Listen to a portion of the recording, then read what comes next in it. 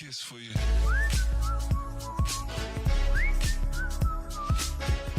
All right, today we're looking at streaming, specifically in Out of Context. Out of Context is a series where I basically look at things like streaming and other devices and put them in an out of context situation for people that might not have been used to these devices or these situations. And so you really have to answer the question of if streaming to someone that isn't used to streaming is actually a good thing and actually interesting to them and all that. For streaming, I have a pretty specific example here. My grandmother on my father's side wasn't super into, streaming and all that. They mostly looked at news and parades and whatnot from Spectrum, and they had a cable subscription. And they decided when they got a new TV that they would start trying to use like Prime Video more and Hulu more and that kind of thing.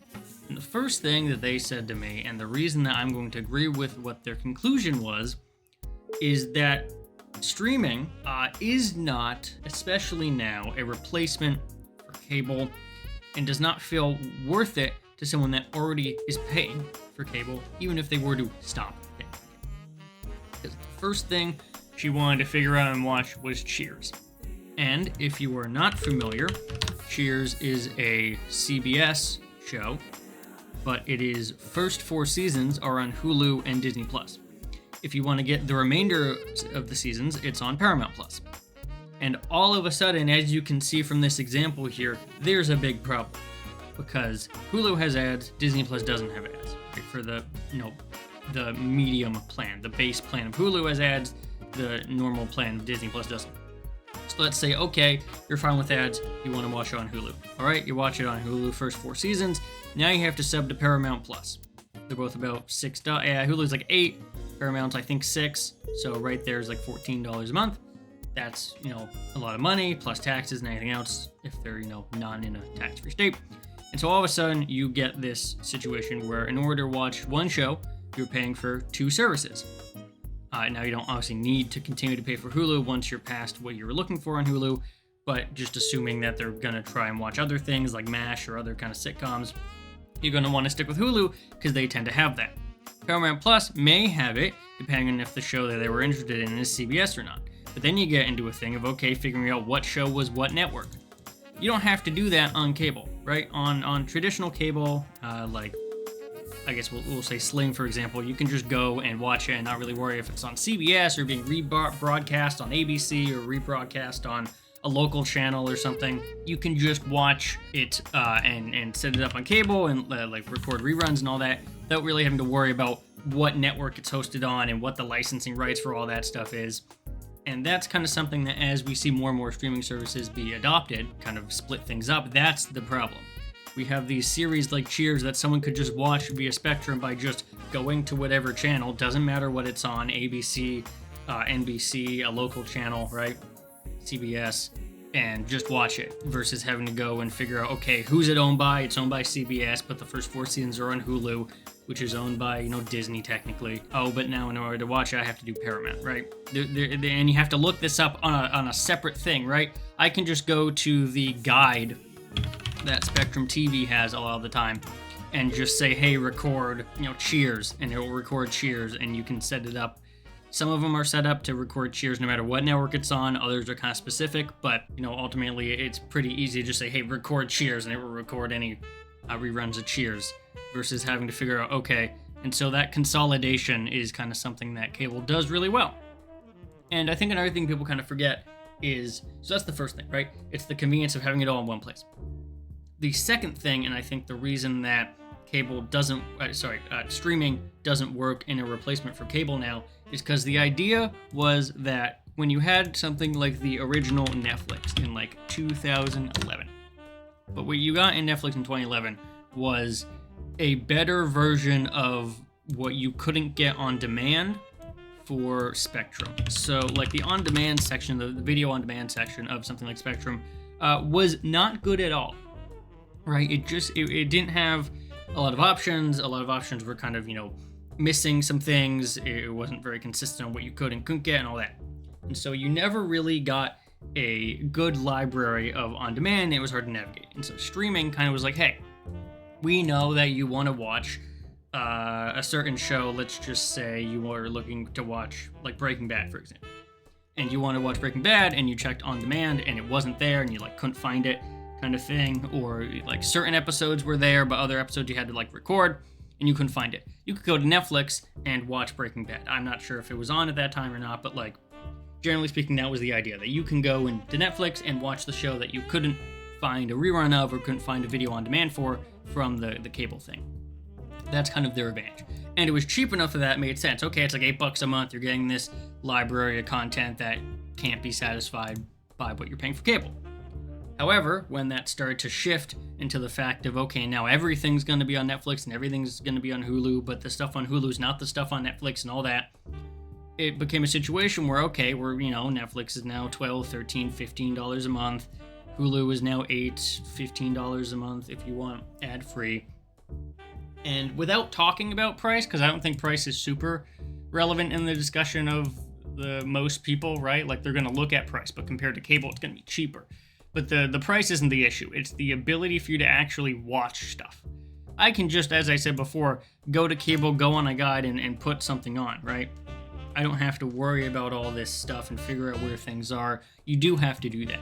And the idea that, okay, it's just an on-demand library that's going to replace this on-demand stuff, well, now that doesn't really work anymore because people aren't going to theaters as much, and so you end up having this situation where when you're not going to theaters and you're just waiting for it to come on to something like Netflix, you're actually better off having a cable subscription and getting it on video on demand.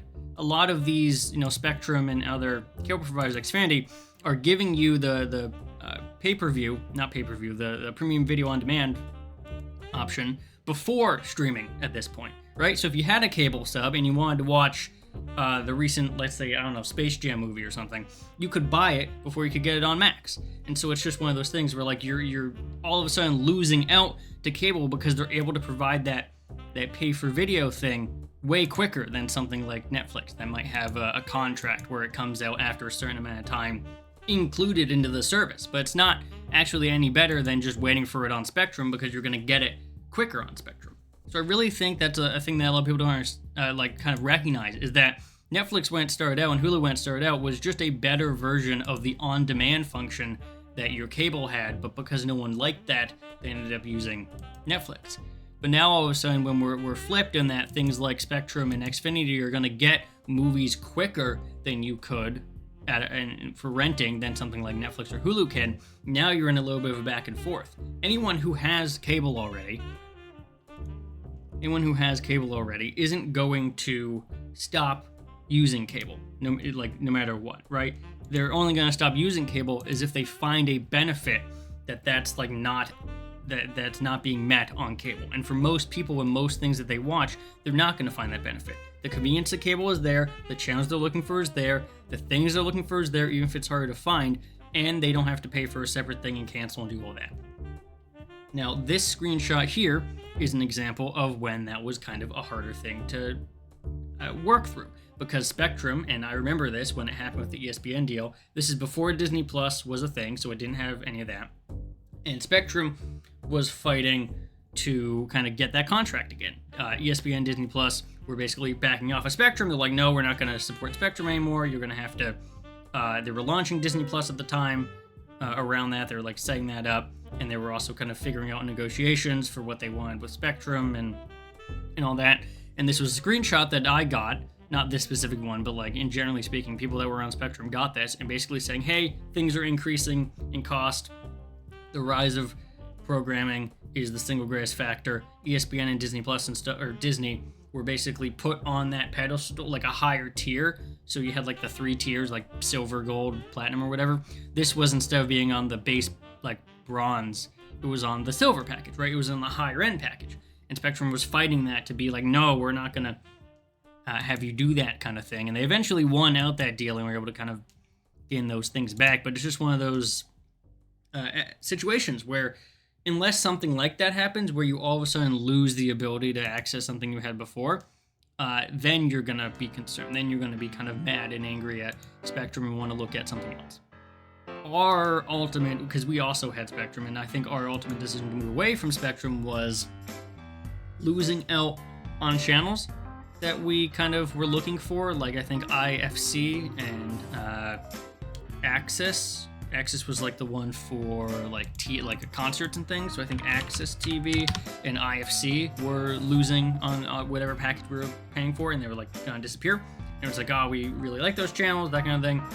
The other thing is, we paid for DVR. DVR was like a separate charge. I'm not sure how much it was, like an extra $10-15 a month for the ability to record stuff. Our box for Spectrum, this isn't the Spectrum box, but the box for Spectrum was overheating because it was in like a cabinet or something and just wasn't properly cooling. So they sent us a new box without telling us that all the DVR stuff we had was saved to that box. So we set up the new box, and all of a sudden our DVR is gone, and all of the stuff we had recorded for everything was gone, which include things like concerts and stuff that are harder to find.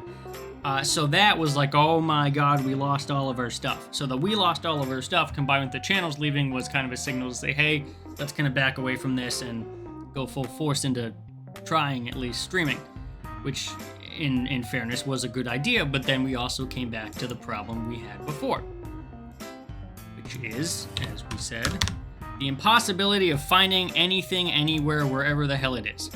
Obviously, there's apps like Just Watch that you can download that kind of help with that. They show you like where things are, but that's just another thing, another app, another situation you have to download to figure out where the heck the thing you want to watch is. So we ended up going back to YouTube TV. Cable alternatives, right? And oh boy, YouTube TV sure is something. So, cable alternatives, pretty simple. Hulu, Live TV, Fubo, YouTube TV. They're going to give you that live stuff. You can get live stuff with things like Pluto, right? But you ultimately are going to want, live coverage of things as well as local channels, and so stuff like Hulu and Fubo are going to give you that. Pluto isn't. Pluto's going to give you sort of like general channels, the free stuff. But if you want sports and you want local channels and you want sort of active episodes of things, you're going to want to go with one of these providers. The entire point was, hey, you get that live stuff that you couldn't get before on streaming, because, Netflix wasn't streaming. Hulu was, but it wasn't that good. Like, it kind of cut out a bunch of times. So you can just go to YouTube TV. YouTube TV used to be, what was it, $60 a month? For 4K, unlimited DVR, all that stuff. Now it's $73 a month, and you need to pay an extra $5 a month that goes to $10 a month to get 4K and unlimited concurrent streams and stuff, which is ridiculous.